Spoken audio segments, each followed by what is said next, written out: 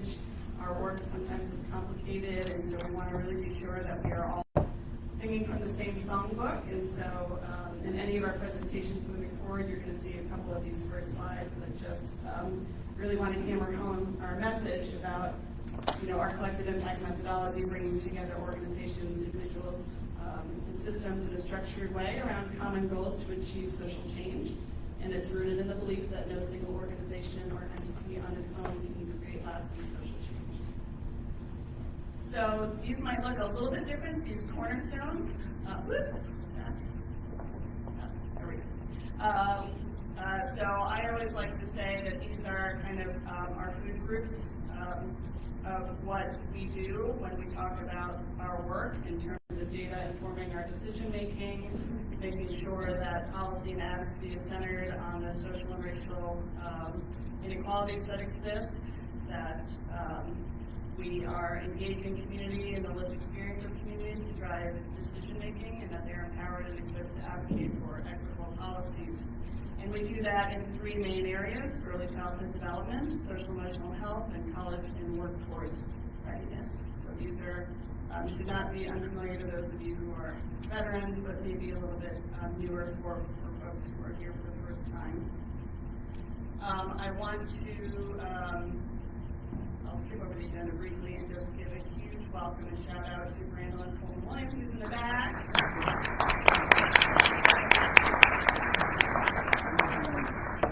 Brandon is our new manager of communications and has been with us for almost 2 months now, just a little over 6-7 weeks. And if you follow us on social media, which if you don't, you need to, please.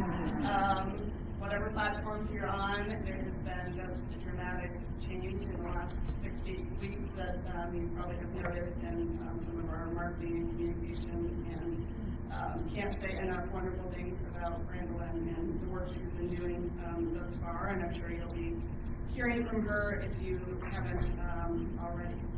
So wanted to move along to our proposed new board slate, and I would love to ask Chrissy, Simone, Stephen, and Christina to just stand up for just a moment so folks can see who you are. Hello.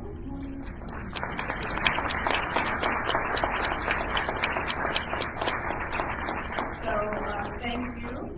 You can sit for now, but please, just like we welcome some of our new members, please make sure that you are going over and meeting some of our proposed new directors. I have known each of these 4 individuals, some for a long, long time, like Chrissy, who I worked with many, many years ago, and they're both, all 4 of them are just incredible people. Their full bios have been sent out a number of times, so I won't go into too much detail, but I think what's really exciting about this cohort is all 4 of these individuals are Norwalk residents, and we have really made an effort. I think this is the first time we've had a full board slate that is populated exclusively by Norwalk residents, which we've been really making a purposeful effort to kind of transfer leadership of our work into the hands of community members.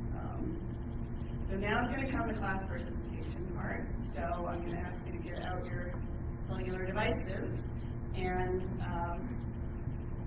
someone tell me that this works. I tested it, it worked, but I want to be sure. Someone give me a thumbs up. Yeah, I got a thumbs up. Okay, so next is you are going to vote on the board. If you are a member of Norwalk Acts, which hopefully everybody is, have signed an MOA, and we're going to talk a little bit more about the MOA, a lot more about the MOA later in the agenda, but go ahead and vote for the board. We will announce at the end, but once I see people's phones are back on their table, I will move on. So let's give a minute. Jen's taking some time. Yeah, it takes time. We're trying to crash the Wi-Fi.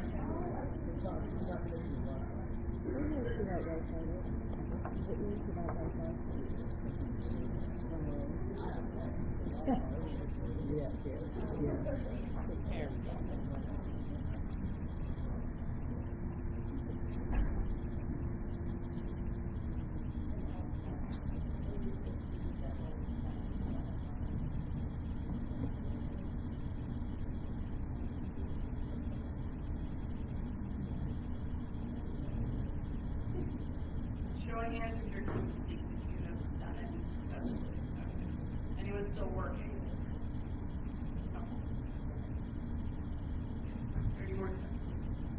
You can also vote up until the end of the meeting. So Ray, our data guru, is in the background. He's not with us, but he is online watching and tabulating the results in his data magic way, and we'll report back to Randall. Okay, so again, if you aren't finished, take your time, and we'll announce at the end. But I do want to briefly recognize some outgoing directors. We have a couple that can't be here today due to vacation, Metzger's graduation, or a different board meeting.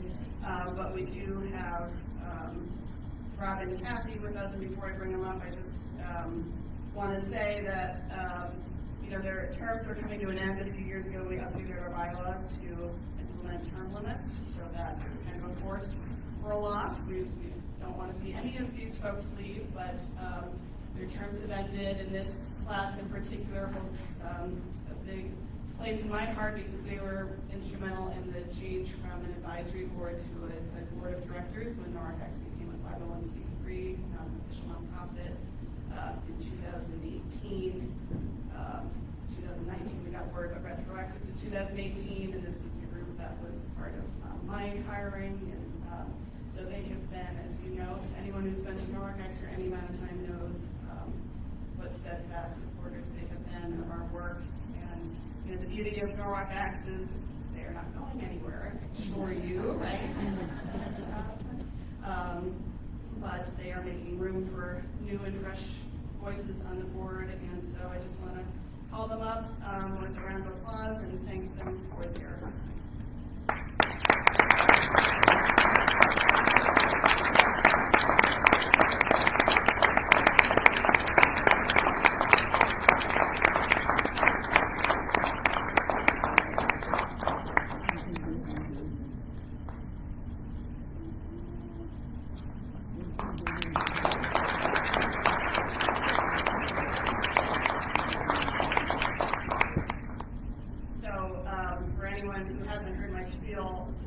What they're getting are these little no-shows, which I was presenting at a conference in Canada when I was given one of these as a thank you as a presenter, and I loved the message inside. These were built by Indigenous folks in Canada and other parts of the world too, but it really symbolizes cooperation and collaboration and how we really can't do any of what we do in society without one another. Wouldn't stand up without any of those important pieces in place. So that's just a little recognition of your time on the board and appreciation.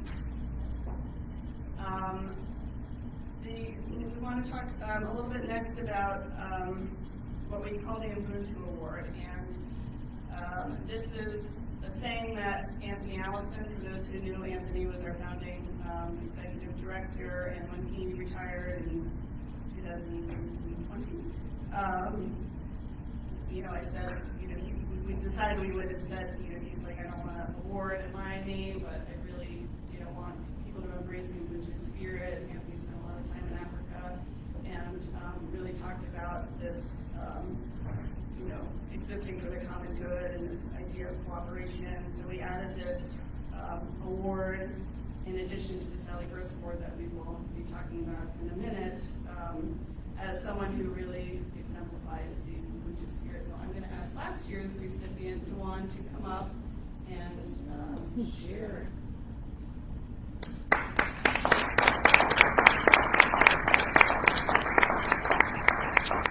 Thank you, Jennifer. I was excited last year because I never win anything. So, I got a presidential speech, and then I'm going to ask some extras at the end. So bear with me. And sciences and all that. So, we would like to first express our gratitude to this person, as this person is an integral part of our team. This community leader is a humble leader whose expertise and leadership brings perspective, clarity, and connects the dots to our vision and our collective impact in the NORC community. This is someone who is motivational and inspirational Their knowledge, expertise, and leadership is something that we truly honor and admire and respect. This person's ability to communicate clearly and effectively with us allows us to reframe, step back, and see the bigger picture from different perspectives in the area to connect the dots in the North community. It has been our honor to be on the receiving end of these words and work and having them a part of our team. We honor to present Anna Vivian.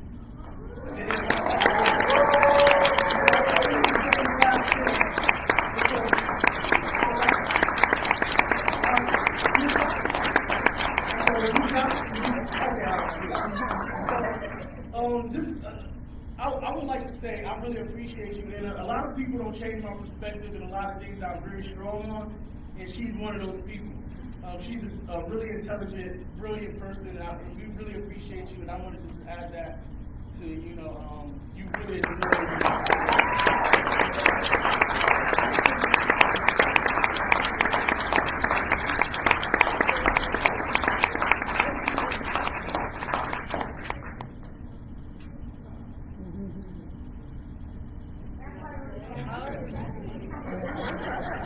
Just a little bit of pressure, just a little bit. No, thank you so much. I'm surprised and I'm humbled and I'm honored. I believe in the great work that Norwalk Acts does every day to bring us together, to keep our eye on the prize. And so thank you so much. I won't belabor the point, but really thank you. I much appreciated.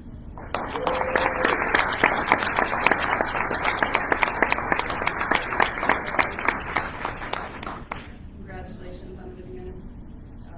What you've done in the city and the department has been really extraordinary. You coupled with Milan, so appreciate it. The next recognition we have is this annual Sally Gross Leadership Award, and we have a few, especially our friends at this table.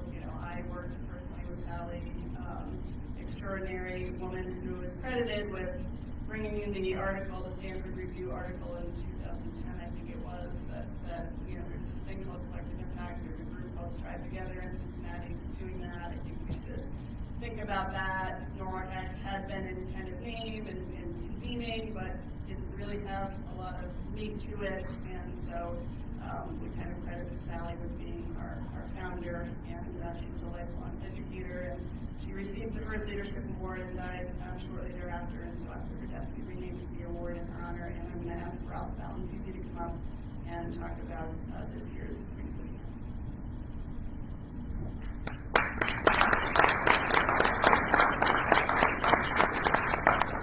Good morning, everybody. I don't know if I can do this as eloquently as Dewan did, but I really want to, our recipient this year has been somebody that personally has helped to guide a lot of the work that I've done with partnerships over the years, but from a community standpoint, she's been such a long-standing leader in this area of actually delivering service to our community. She helped to really solidify Norwalk Acts into what it is right now through the transition to becoming a 501c3. She's been a true champion of collective impact from the beginning and taught me a lot about what this really means to do. And she's had a lot of, on a personal level, once again, had a lot of conversations with me on how to be able to make this type of change and do this type of work from a school standpoint and how we work together.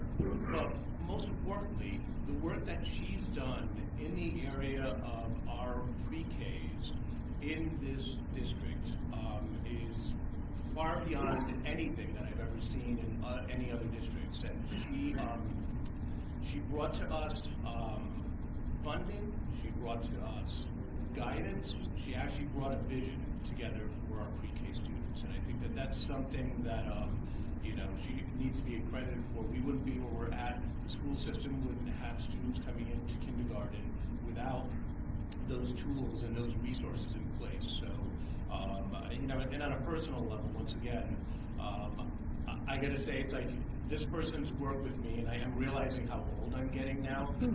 I actually had black curly hair when I together in this district.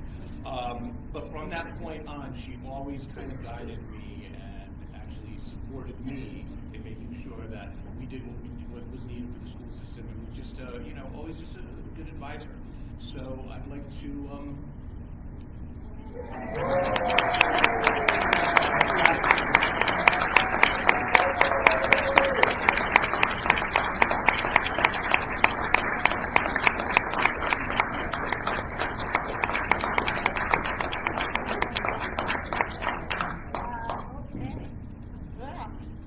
All right, I wasn't prepared to say anything. I just love seeing all of you here. As Ralph said, I've been at this from the very start. I believed in the idea of collective impact as a way for us to improve the lives of our children, of our families, our youth, and to be a better community. Just better and do better. So I guess what I'm going to say is keep doing it, please. Don't stop. Just reach out to each other. I think the fact that we're a collective is really critical to the work that we do. And the fact that strive is the first word in strive together is what I would just leave you with as, just keep striving. Keep doing good and keep making a difference. And please remember that it's not for us, but it's for the children and the families and the community. So thank you very much.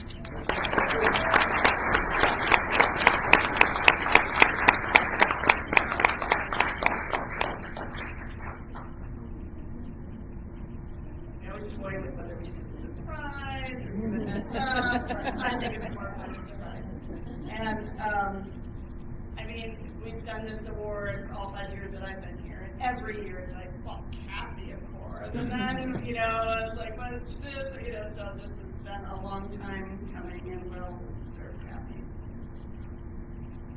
I'm going to ask Julie Corbett and Stephen, do you want to come up? Are you prepared? You're good. I've had a lot going on, so I wasn't exactly clear on what I wanted them to do this morning, but I did want to just spend a couple minutes having Julie go over our recent Civic Influencer Program and talk just to give you an idea of what that was all about. Thanks, Jennifer. Good morning. So this has been a long time coming. When we talk about Kathy's award, was a long time coming, and well deserved. This program was also a long time coming, both initially starting in Jennifer's brain as well as my brain independently, and we managed to bring those visions together. And so this program was designed to mitigate some of the barriers to running for local public office. Ideally looking at the school board, but also recognizing there are a lot of other aligned roles within the city that impact education when we talk about cradle to career, youth, and families. And so we really wanted to think about access to sometimes and often hard to find information, which district you're in, how to vote, who can vote in which election, and depending on if it's a federal, local, or state election, you might vote in a different location, right? So all of the things that make it hard to participate in our civic democracy. So thinking about hard to find information, expanding social networks, building content knowledge in pieces like the budgets, how funding happens, and trying to put all of those pieces together into a group when we're thinking about collective impact, making sure that folks have a cohort of people that they can work on these pieces together with. So we started, we had 18 influencer starter programs, 16 of whom completed the program, which consisted of 3-day-long workshops on Saturdays. Thank you for giving up your Saturdays and spending it with us. And then the work is going to shift. It was an intensive 3 days over 3 months, and now the work is going to shift into some quarterly convenings so that the work can continue without as much broad facilitation from us. So the group that completed, we have a diverse group of community members. We have diversity in age, gender, and race and ethnicity, as well as language. Feedback so far from the program has been extraordinarily strong. Energy was high during sessions, even coming in on a Saturday when Norwalk was shut down because of the bridge issue. People still showed up. And they learned about budgets for 2 hours that day. I mean, there was a real commitment to the organization, but they were intense sessions. The participants said they were intense sessions, but overwhelmingly useful as well.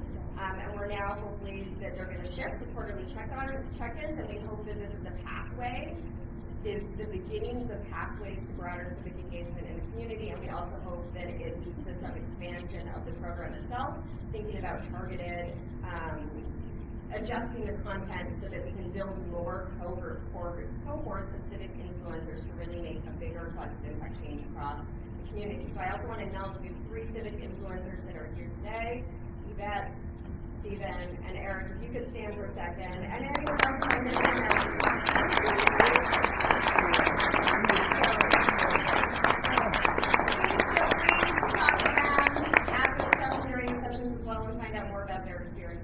because the cohort participants themselves are what made the cohort what it was. So with that, thank you.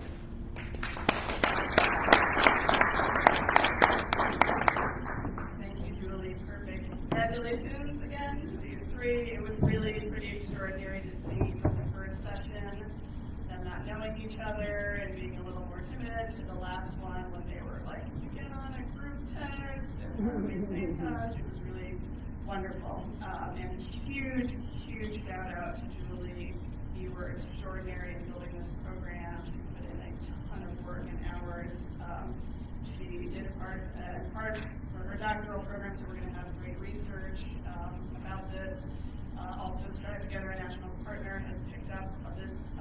They talked about it in Washington, and we weren't there last week, but they mentioned it, and they did a blog post that Brandon is itching to get out if it's not embargoed, but you'll see that where they really talk about that. And Julie and Stephen will be co-presenting at the national conference in Utah in September about this program. So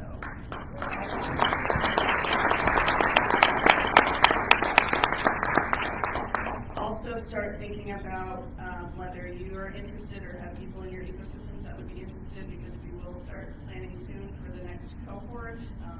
We will likely do a daytime one and try to get membership organizations to identify someone within their spaces that they would like to be trained to really understand the policy work in a little bit of a deeper way, so that when we send out action alerts or we're updating the membership on policy, we have people embedded within key spaces throughout Norwalk that really have a deeper understanding of all of this.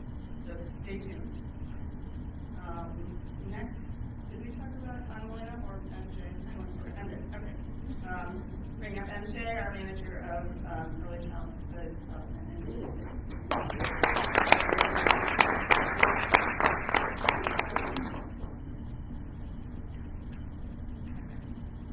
Morning, everyone. For those of you who don't know me, I'm MJ Corona. I am the manager of early childhood development. I started this position in September, and I used to be the manager of community engagement. So this is really near and dear to my heart, the community engagement piece. So really blessed to be actually working with all of the early childhood providers here in Norwalk, and on the backs of many community members that have really created an initiative that is probably top of the nation. I mean, just really the things we're doing are amazing, and I think it's because of all the people in this room working together. I also want to give a big shout out to Maria Cloak and Jennifer Prokopis, who are the ASQ managers and coordinators at Family Children's Agency. They are our community engagement team, our early childhood community engagement team. So first, also, since there are some new people in the room, I wanted to share that the Early Childhood Development Initiative focuses on improving coordination of services across early childhood professionals and agencies by implementing a community-wide system for screening, tracking, and promoting young children's development. And across Norwalk, you utilize the Ages and Stages questionnaire, which not many communities have one screener for child development, and that has been developed over the past 10, 15 years through many different funders and people in the community that have made this come to fruition. So basically, the ages questionnaire focuses on 5 developmental domains: communication, gross motor skills, fine motor skills, problem solving, and personal social. So we actually have a community engagement team in early childhood. 3 years ago, we did not have any community advocates. 2 years ago, we had 3. A year ago, we had 5. And this year, we have 8. And so we have been able to expand this work throughout Norwalk, many organizations. And we've really found there's a need to connect with families and how important it is. And so we really want to make sure that we're connecting with parents and caregivers in a very sensitive manner. We want to make sure that we speak their language, that we also are culturally appropriate. So they actually provide resources and supports at community events, and also partnering with many of the people in this room.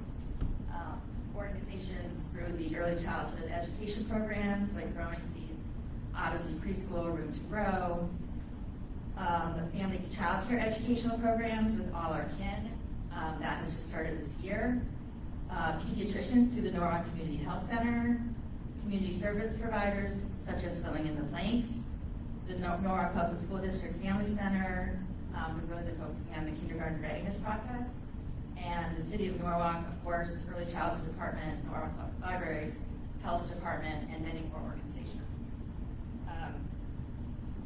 So I have the pleasure of, we're going to share just briefly what we've done over the past year. We're going to have a video at the end of this, but first we're going to have, I have the pleasure of inviting Ken Waller up, who is the CEO of Norwalk Community Health Center, who's going to share our work over the past year and how it has impacted.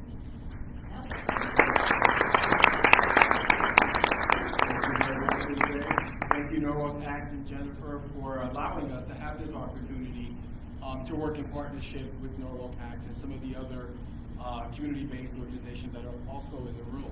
And so over the course of approximately 1 year, from November 2023 year to date, we have effectively screened approximately 600 children.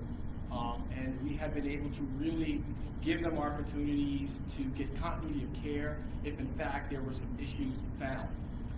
Throughout the course of this time, we've had the privilege of working with Karina, Nakari, as well as Maria. If you guys can stand, I think that you can be recognized for the work. Great job. And so we want to continue to expand this work. I think that moving forward, as we grow our organization and our service offerings, we will be deepening our partnership with Norwalk PACS in so many different ways. And early childhood is one of them. So we are delighted and privileged to be in partnership and looking forward to more work. So thank you very much, and more to come.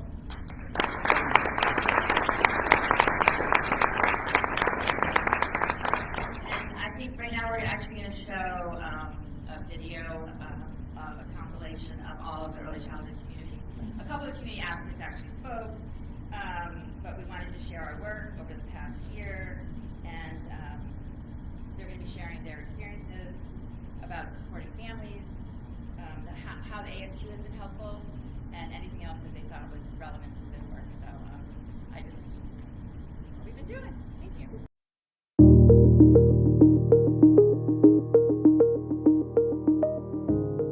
Being able to answer questions that parents may have and individuals may have, and being a resource. I enjoy helping people. I enjoy being able to empower parents to being their child's teachers. I decided to be advocate for families in Norwalk. It's because I would like to help people who don't speak English. The native language it was not English, and I decided I can help more people, helping to translate things, helping to tell them where is the resources. And it's hard them Another barrier is the language, and that's why I try to help moms, parents, fathers, families, and to have better community, to let them know it's many resources in Norwalk. Connecting families to resources that they may be unaware of or they just can't get in touch with.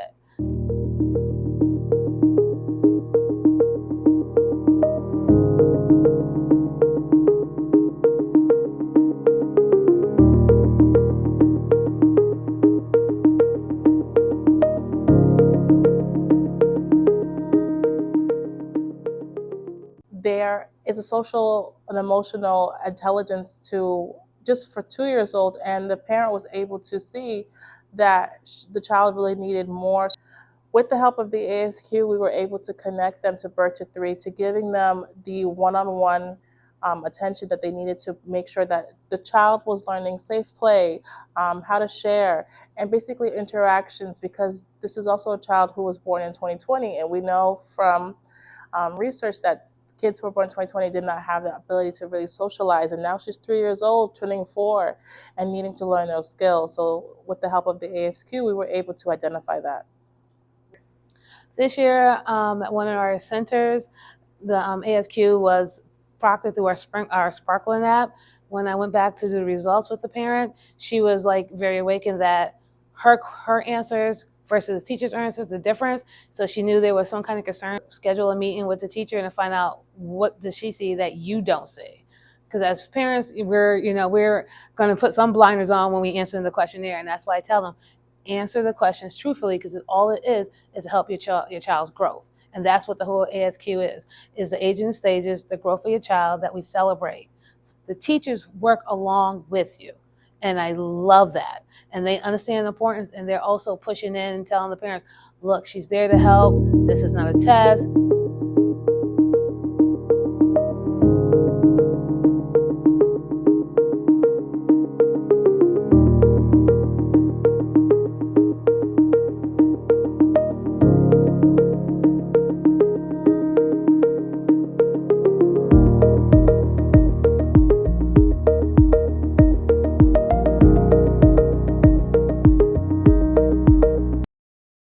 Concerning, I find that the parents are looking for is speech therapy for their children.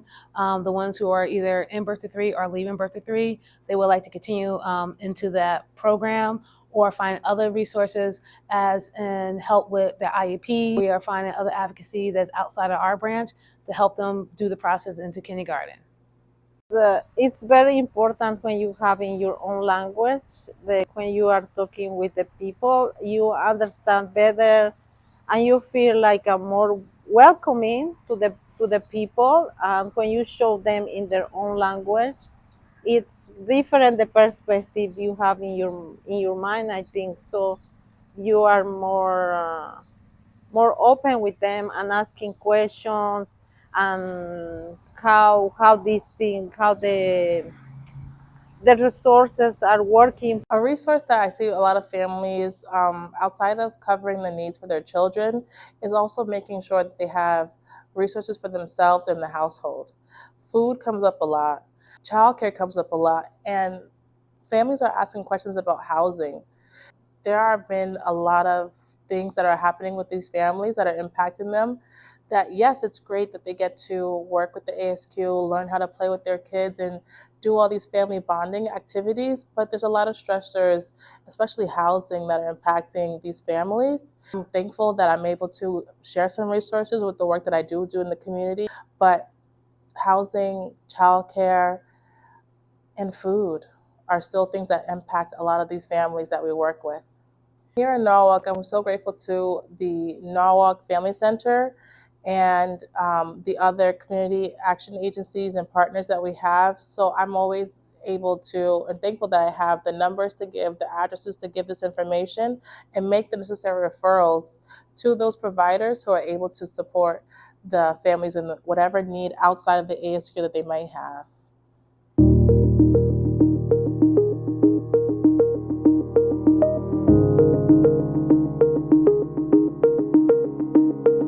Give a better life to your kids have better family, and then we can have a better communities. Congratulations, and MJ, under your leadership, this program has just really blossomed over the last few years.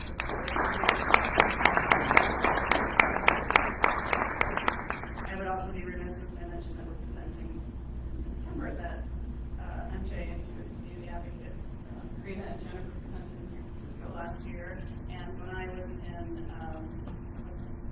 summer in Dallas a couple months ago for a strategy convening, I had 3 different communities come up and said that they were replicating the community advocate model in their communities in Michigan, Wisconsin, and Texas, I think. And so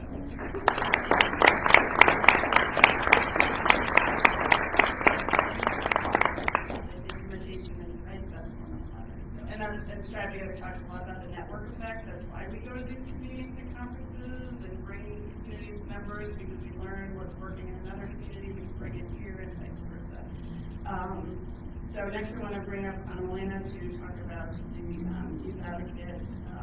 This youth advocate program is kind of more in the infancy where MJ was a couple of years ago, but also growing and doing amazing work under Annalena's leadership, focused on the social emotional health space, and exciting plans for the fall, and I will let her share some more.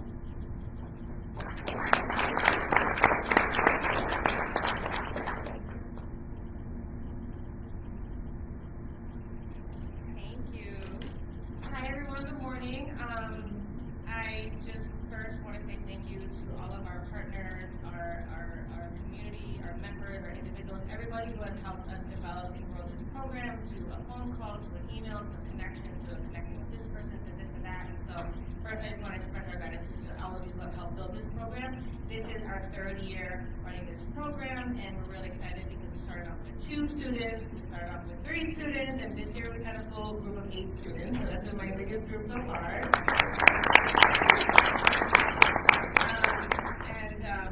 So we're really excited because it was a group of students who consisted of so many different interests, cultures, skill sets, and especially perspectives, and they have had a really, really good time this year, and they're really looking forward to next year.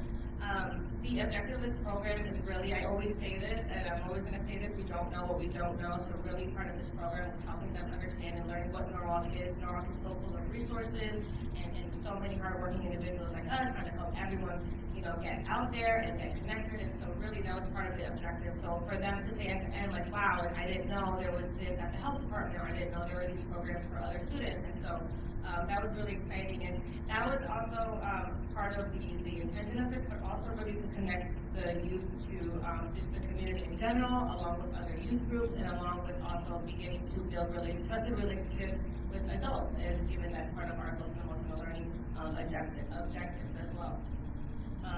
And so our teams also really enjoy participating in our teen nights out. And so next one, side note, June 23rd, Sunday, if you want to volunteer as chaperone to come see what it looks like, let us know. There's flyers in the front.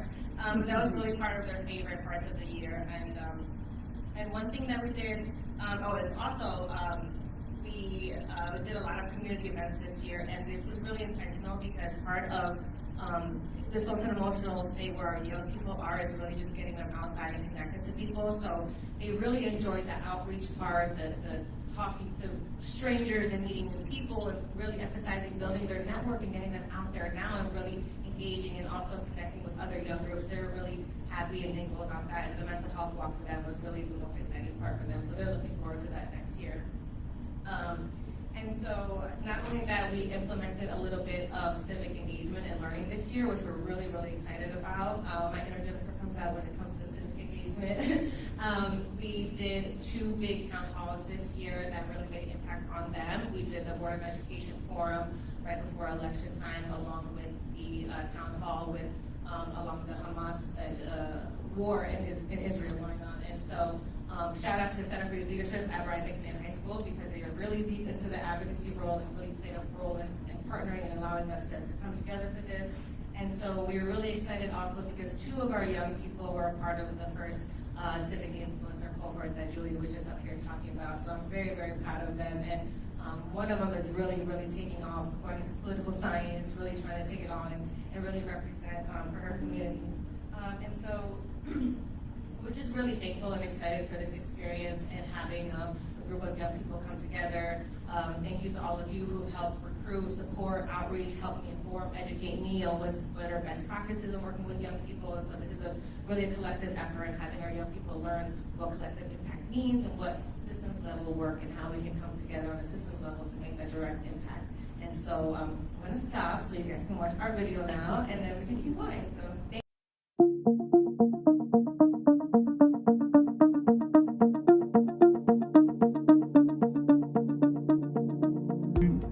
I've learned in my time with Norwalk Acts that my voice is powerful and it can be used to influence others, and I first realized that at a teen town hall, and I've realized it at every Norwalk Acts event I've participated in since then.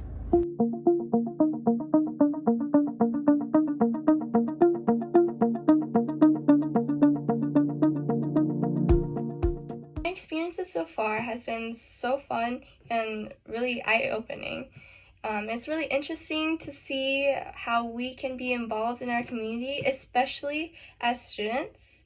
And I've also met so many new people through our group meetings and our events like the mental health walk, and had a bunch of great resources. And it really gave me an insight to see what our community is like, along with discussing potential ways that we can improve Norwalk in the future.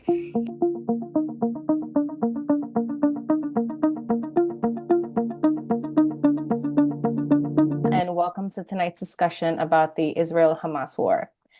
According to a recent report from the Pew Research Center, 33% of teens in America say they almost constantly use YouTube and TikTok for news and information, a reality that undermines cooperation and good citizenship, which educators say are essential to solving global problems. What you see and hear being accurate all depends on where you're getting information from. And when people are getting their information from social media, it's not always going to be accurate, unfortunately. Like, at least some of my teachers actually took the time to, address the conflict, instead of like the majority at our school who just like brush it under the rug and like not even mention it. The principal and like some other staff members came up and just showed like all CGS students like a series of Google Slides presentations, just like highlighting the history of the conflict. We could go to any of the staff in the school, like, our guidance counselors. This is something my school did, is that they just let the students know that it is okay for them to feel what they feel, and that they shouldn't feel any pressure into picking one side because of what their friends tell them or what they hear. Because if they feel like they don't want to take a side because to them it's all bad, and they're feeling pressure, and like they're feeling like it's okay to like not take a side because it's a lot. And I think it's something students need to know, that whatever they feel is just, it's okay.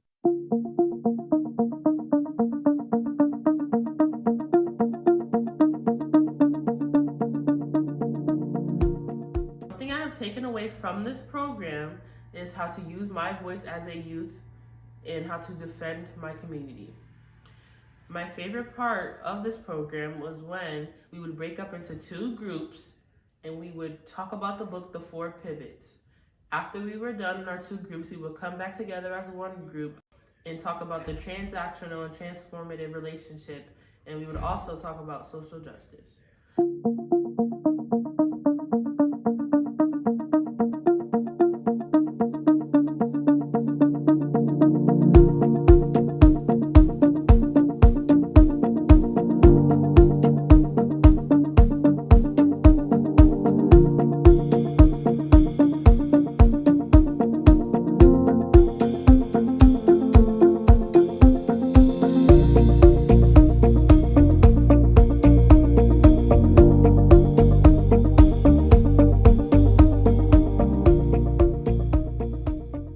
I'm looking forward to this program next year, and I can't wait.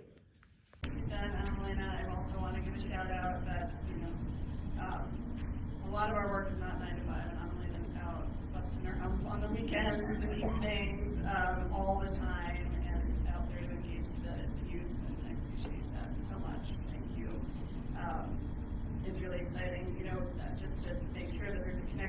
social emotional health goals are really centered around connecting youth.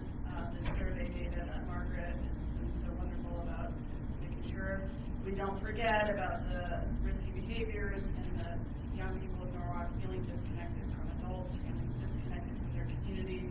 This is all, direct strategy to get them to be more connected. So excellent job. So I think we're only 5 minutes ahead, which is amazing. And for those who aren't, if you aren't normally here, Jesse Bucklow would have me on the dot at 9 a.m., but he is on paternity leave. If you didn't know, he'll be back in 3 weeks, I think, but he'll be back July 1st. But I saw him last week and got to hold baby Quinn for a little while, and it was wonderful. And so, but I'm going to ask Amy Moisian to come up and share a little bit about the main portion of our agenda, which is going to be talking about the Norwalk Acts Memorandum of Agreement, membership MOA, and then we'll do what we normally do, which is our table work, which she will explain all of that.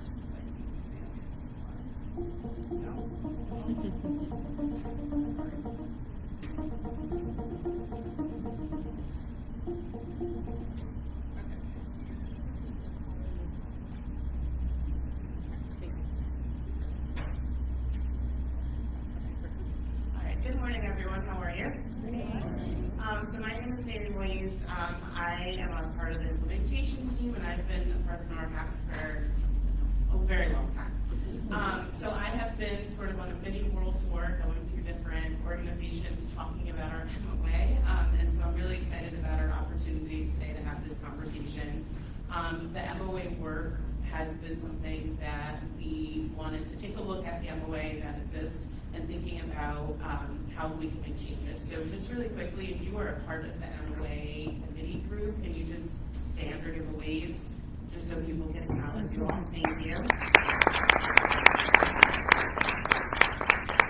Okay. So thinking about the strategic planning of Norwalk Acts and moving into our MOA, which is Memorandum of Agreement. Phase 1 in 2021, redesigning the mission and vision statements. Those we have highlighted here. 2022 was the phase 2 of really launching that strategic plan and moving that work forward. And right now we're sitting in phase 3, which is revising the memorandum of agreement and asking members to recommit in October. So today our goal is to receive very open and honest feedback from all of you about what's working, what's missing, what looks good, what doesn't. Our group in particular has been humbled about receiving feedback because we want to make sure that the final version we come up with really speaks to everyone in this room as well as everyone in the community. So these are our working groups, so shout out to all of you. Thank you. All right. So our process, we started by doing a SWOT analysis. We looked at the strengths, the weaknesses, the outcome, and the threats of the 2020 MOA agreement. One of the things to note, 2020, our lives took a huge shift, and we were, and so in the 4 years since that last agreement, one of the things we were thinking about is how has our world changed and how can we incorporate that in the conversations we're having. We were great about looking at evaluating different Strive Together communities. You've heard a lot about Strive Together in the conversations earlier today, but we are intentional about not just looking at communities that look like Norwalk and our Fairfield County, but really thinking about places in the South, places on the West Coast, and trying to make sure that we are encompassing all of those thoughts in our conversation. The development of the draft of the MOA, you're going to see a very clean, short version, but our group knows we spend a lot of time in Google Docs going back and forth with comments. A lot of our conversations, we were asking questions and really thinking about, are we looking at it from the perspective of us as an internal member? Are we thinking about it from somebody who's a high school student? And so we were trying really hard to make sure that we brought in as many voices that we could. And so the portion we're at now is really taking the moment to step back and receive feedback from all of you so that we can synthesize that and revise the final version. A couple things to note, the current MOA, as I mentioned, hasn't been updated since 2020. Our lives have completely shifted in a different way, and so we want you all to put on your post-pandemic lens when you're thinking about this. The language was outdated and filled with a lot of jargon. One of the things that we noted is there's a lot of words we throw around, there's a lot of acronyms we throw around, and if you don't know what those mean, the document felt like you couldn't connect to it. And so that's another critical eye we'd love for you to think about is if I'm somebody that knows nothing about NORC Acts, I don't know all of the acronyms like SEL and all these other things that we like to throw out to people, does this make sense to me? Would I be able to pick this up and understand what NORC Acts does and how I can show up in a space? Members aren't asked to resign and commit, and so one of the things we started thinking about was how do we ask members to recommit? We know there's a lot of shift that happens within organizations sometimes, and so one of the things we're thinking about is do we, as a collective impact group, every 2 years ask everybody to recommit. And quite frankly, the last piece of feedback was it was a very long document. We all know that if you can't capture my attention in the first few minutes of reading a document, I'm probably not going to finish it. And so we wanted to make sure that this new document was concise, simple language, straight to the point. We wanted to make sure we clearly outlined expectations for members and the backbone team. So not just what does NORC Acts do, how do I show up, how can I support, thinking about that reciprocal relationship between myself as an individual and the backbone team and support. And again, highlighting that we really want to ask members to recommit over time. So today at your table conversations, we've got 3 discussion questions that we want you, one, to take a moment and read through individually the MOA. For some of you that are newer, for some people who haven't seen it yet, we really want you to take a moment to digest it on your own.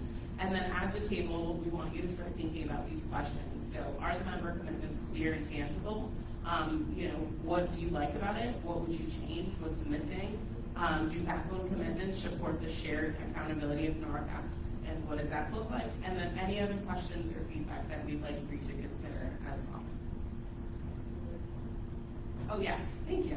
Can we have somebody sign up to be a reporter at each table to write notes down, and then we will open up for some feedback after we've given you all some time to read it yourself and then talk about it as a group.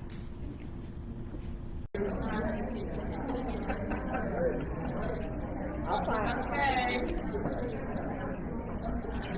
So we're going to spend about 5-10 minutes hearing just some highlights from various tables on key themes. If you are a note taker, I'm going to ask that you either, if you have physical notes, to leave them with Brandolyn on your way out of the table, or if you have electronic notes, that you send them to anyone on the backbone team, would be super helpful. So we have a traveling mic. Did someone just grab it? Oh, you just grabbed it. Is anyone interested in reporting out their table? I know you probably won't be able to hit all your things, so just a couple of key things.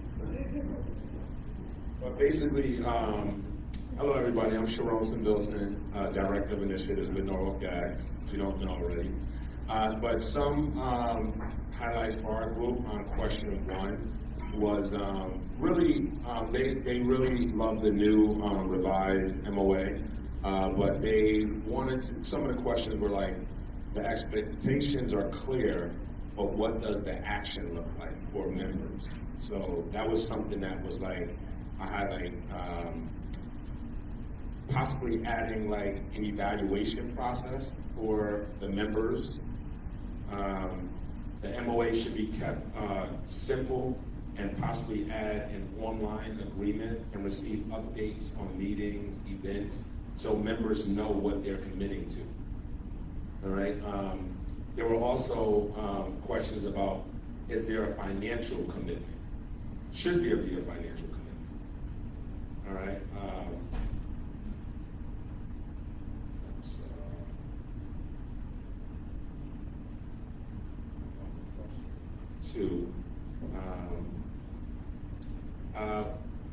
You must verify the data, making sure that the data is verified, collect, verify, and then analyze the data. The backbone commitment also should include reporting out on the progress per initiative based on the MOA. That will give the hold some accountability to the backbone staff. Give more detail on what to expect. And I know there was also on this section here, possibly making sure that the cornerstones create consistency going down, so it's kind of, it looks great, they mentioned at our table, but creating consistency and putting more emphasis on community engagement, all right? And also creating like a hyperlink for the cornerstones. So when you're on the website, you can click on it and have some explanation on under those hyperlinks. Also, Nancy mentioned creating a possible hyperlink for the backbone staff commitment, so who are the backbone staff? Many people may not understand the language behind that. What is the backbone? So I know if you're new to the Norwalk Acts, you may not know what the backbone team is. So that's something that they all mentioned. All right. Thank you, Sharon.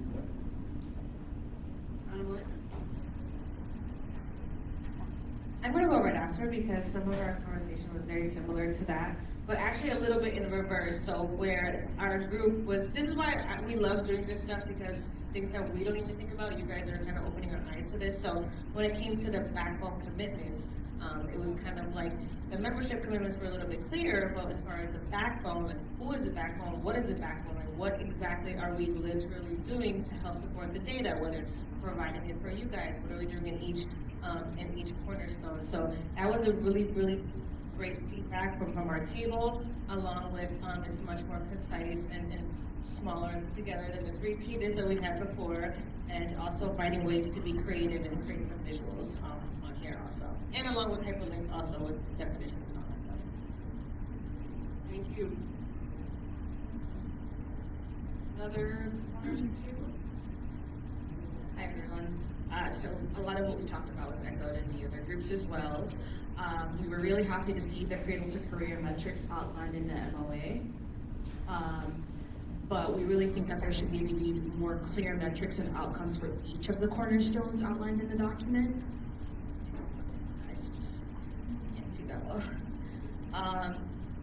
We had some concerns about like maybe language and just maybe explaining things a little bit more. Like for example, you mentioned Armelina, what's the backbone?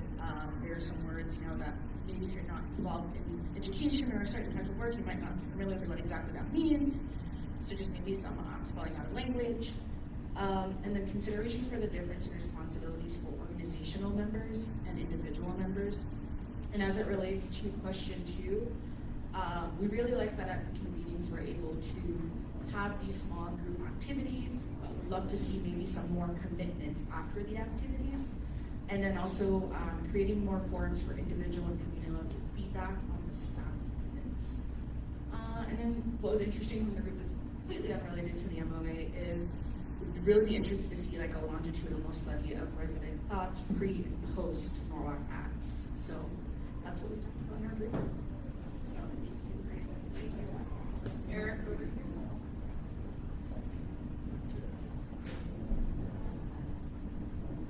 Hey everybody, how you doing? Eric Flippio, first cohort influencer. A lot of what you guys mentioned we were also talking about, so I'm not going to belabor that. We did discuss possibly having the member commitments and the backbone statements actually in a side-by-side, for it to be sort of easier to really kind of put forward the co-aspects of all sector partnerships. Yeah, I mean, we had this covered most of the time, so it's always good to kind of go less in that regard. But yeah, actionable plans would definitely need more, and examples of implementation are also the kind of things that we feel are necessary.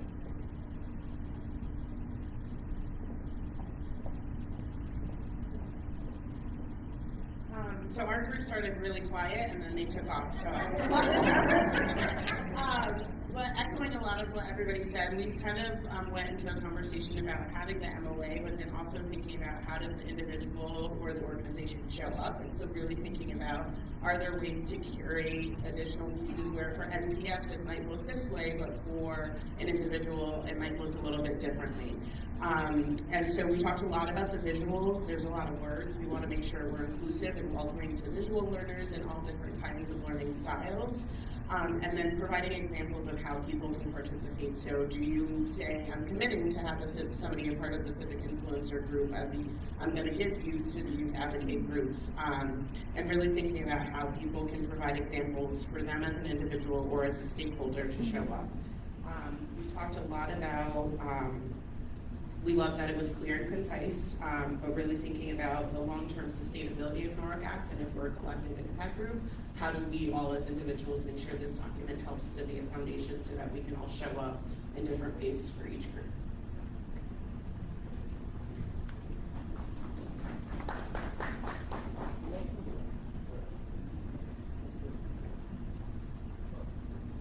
So basically what everyone said we agreed with. There were some concrete things, for example, of having the hyperlinks for information. At one of our other focus groups, we were talking about quantitative and qualitative data. Not many people know what that is, so maybe have a hyperlink of what it actually looks like. I loved the idea that this MOA is a teaser trailer, and then you can kind of click on things to find more information. Great feedback there. Love the simple logo. We were looking at everything. And the other thing is like the commitments. It's basically, what type of, where are you committing to? And do you want to be a community advocate? Do you want to be a civic influencer? Let's see. Oh, another thing was the graphics. Is that to make it pleasing to the eye? And for example, it was mentioned about the big bet and the strategic report is very visual, and you can actually see how the cornerstones and the initiatives fit together. Am I missing anything? I think that's it. Excellent. Good job. All right, Mary Kay, is this the last? Okay.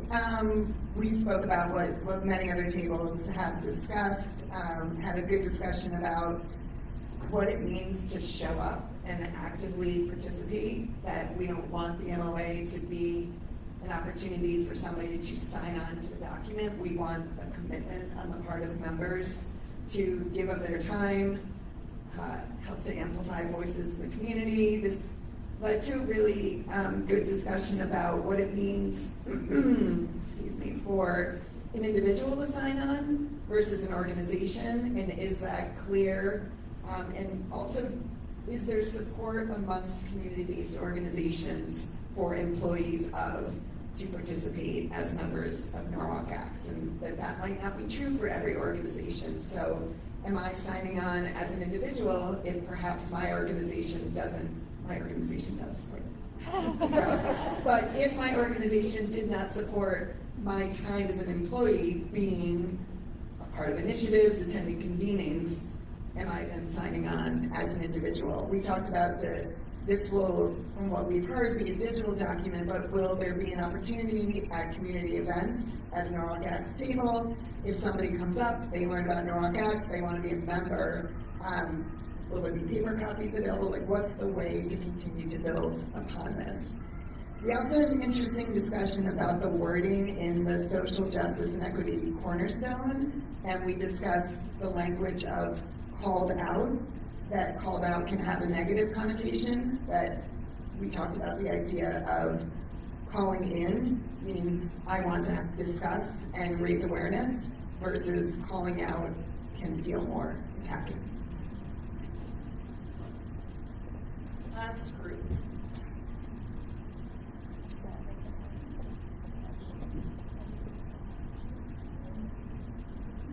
Okay, well, we actually agree with a lot of what was already said. We like the concept of the side-by-side presentation. We like all the ideas about hyperlinks, adding hyperlinks. We did think that the purpose statement should be up at the front. And that the person picking up the document doesn't know, reading for a while, what this is really all about. We're not sure about the graphics on the cornerstone, so this is really more probably a brand and marketing thing than it is an MOU thing, but they did speak to several people at the table about, well, what is that blue graphic telling me, or not telling me. We did also have an interesting conversation about the social justice and race equity language, and we thought that it needed more conversation, and that particularly the member commitment language was a little more passive than the ECHO. So, just drilling down a little bit more on that. Definitely examples of what actions look like if you're committing to these things. And then we did talk a lot about how do we keep it alive, how do we embed it in organizations so that if an organization is a member, how does somebody inside that organization participate? What is the expectation? And if they're asked to share data, is no an acceptable answer, or because they're a member, do they, sort of talk about what do you mean and what do you need and how do we do that? So how do we make that happen? I think maybe that's about it. And the title, yeah, it needs a title. Well, a huge thank you to the MOA working group. The bad news is you have a lot more work to do.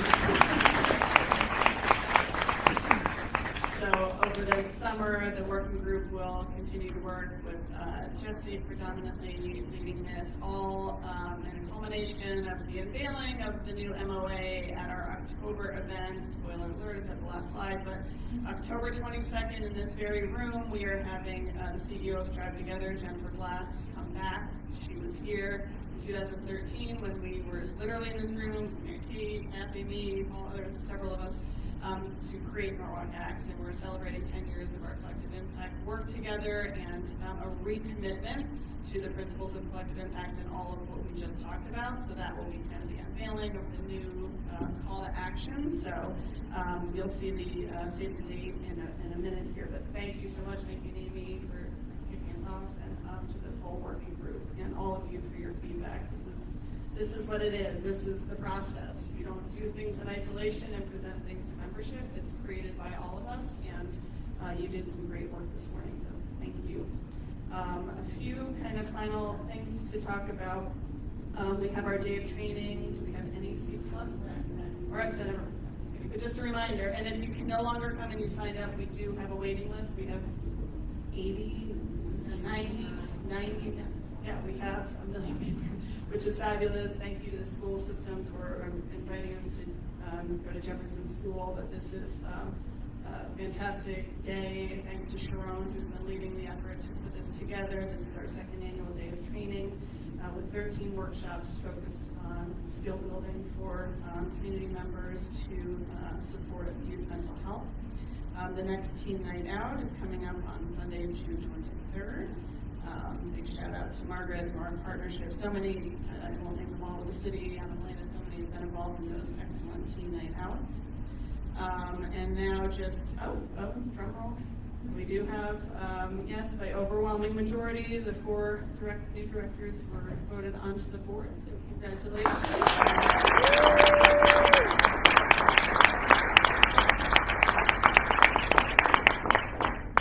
A few staff announcements. I wanted to let folks know that Paul is continuing to ease her way into retirement. She's going to be cutting down to 1 day a week starting July 1st as she continues to kind of train and give over the reins to Ray, who's our senior data analyst. So that process continues, and so she's not going anywhere yet, but going to continue to reduce her time.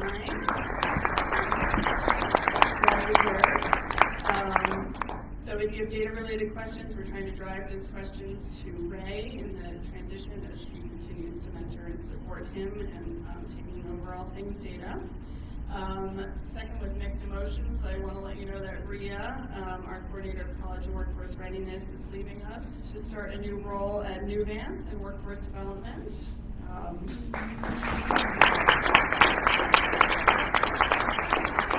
So the good news for us is that she's working in the same work, just on a different side of the coin. So she's been working with the Housing Authority, with YBI, with Open Doors and others on a pilot project with 20 youngsters, Opportunity Youth on Healthcare Pathway over the summer, and so she'll be still working with us very closely in her new role at New Vance.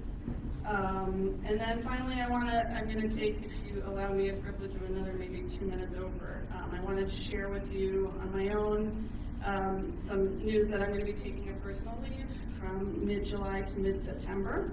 And you all know me, and I've always led with honesty and vulnerability, and so I don't plan to stop that now.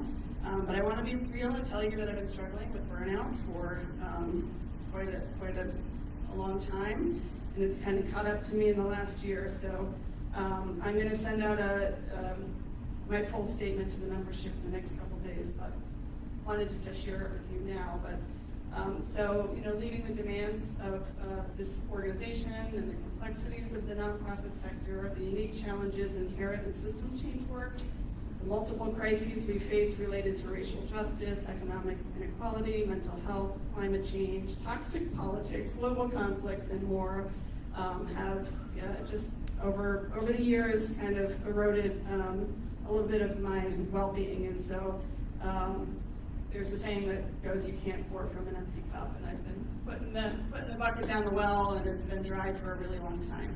So to continue to be the best self for my family, this organization, the community, and myself, I'll be on leave from July 15th to September 15th.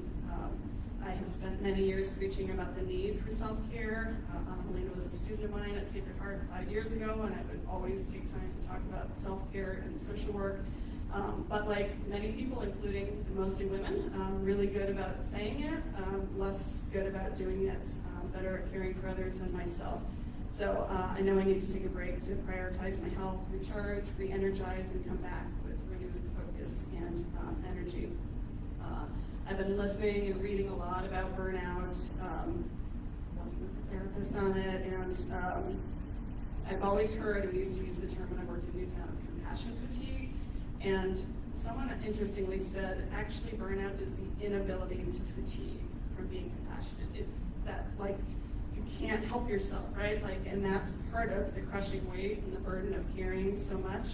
I think in the December convening, when we had the United Way here coming and talking about the ALICE data, I shared with you then that Susan Weinberg's not here, but I was in a meeting and I got choked up looking at that data and just was crushed by it. I've been at this for 30 years in Fairfield County in various roles in nonprofit work, and from acute and individual devastating and collective trauma up in Newtown, or the 9/11 work, and the less talked about burnout in the macro space, which is the systems change work. And so when you see things not moving, it's really hard. And so in living my values, I believe it's my role to shine a light on this kind of less spoken about issue in our field, and that's the issue of burnout in the nonprofit sector. So I hope by sharing this challenge, I open the door for others to share theirs as well and model what this looks like. I hope to encourage spaces conversation spaces that you all operate, and just as I was, and unlocked permission to talk about this with Nancy, our board chair, a year ago, when Jennifer Blatz, the CEO of Norwalk, Strive Together, sent out a sabbatical note. And I remember being in an airport, and I sent it to Nancy, and I said, I'd love to talk about this, because she was brave in coming forward, Jennifer Blatz, and it kind of allowed me to open the door. So I hope this does the same for some of you. I couldn't step away from the work without the incredible backbone team that you heard from so many, as well as the board of directors has been just extraordinary with their support of me in this. And Jesse will be back July 1st. We have a 2-week overlap before I'm out, and he'll be kind of leading things with the staff and the board in my absence. So I look forward to returning, seeing you all at that October 22nd event. There's the save the date for it, and appreciate your patience with staff and with me. When I come back, it'll probably be a little bit of a delay. I can't imagine it's like a week and you know how your inbox looks like. So 9 weeks, it might be a little extreme, so bear with me. But thank you for being here this morning. Have a wonderful summer, and we'll see you in the fall.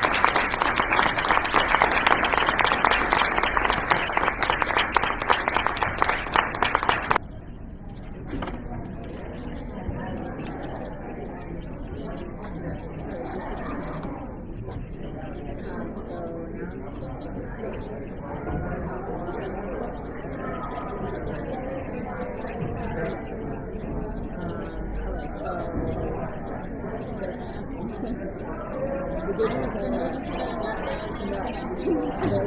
is,